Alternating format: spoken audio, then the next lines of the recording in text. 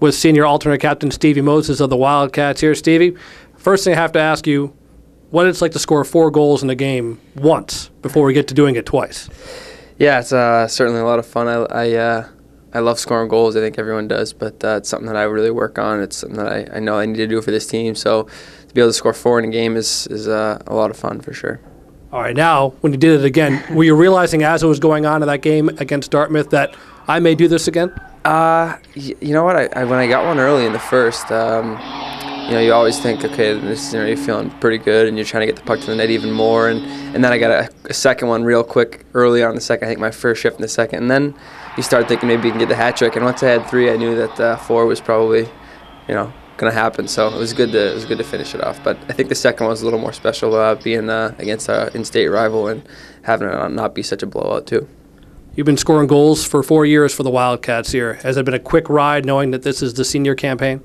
Yeah, looking at the career, it goes by so fast. And I remember coming in freshman year, all the seniors saying, really enjoy it and take everything in because it's going to go by so quick. And you kind of brush it off then, but looking back, it's gone by really quick. And this year, it's no different. It's like it's been a flash. So I certainly want to enjoy every step of the way, the rest of the way. Is it different from the inside the locker room capacity, being an alternate captain as a senior? It's not too much different. I think as you every year you kind of gain a little bit of more respect from your teammates, and you need to lead a little bit more. And I think senior year is kind of the culmination of that, and everyone is kind of looking to you to lead on and off the ice, and that's something that I feel fortunate to be able to do. Most of our questions are focused on this year. Let's go back though. You're from Leominster, Massachusetts. How long have you been playing hockey?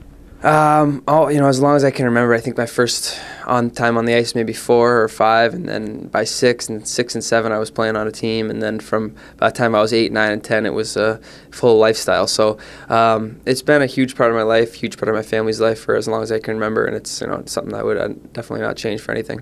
When did you realize you could play at this level? I mean, while you were 8, 9, 10 years old, were you thinking about college, or when did it click that you could play at the highest level?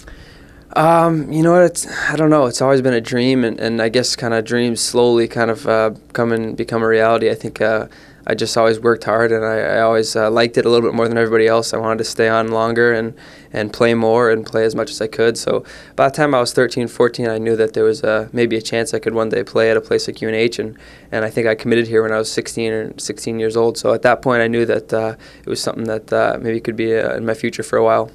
Can you tell us about the process when you were thinking about what school and what ultimately led to UNH?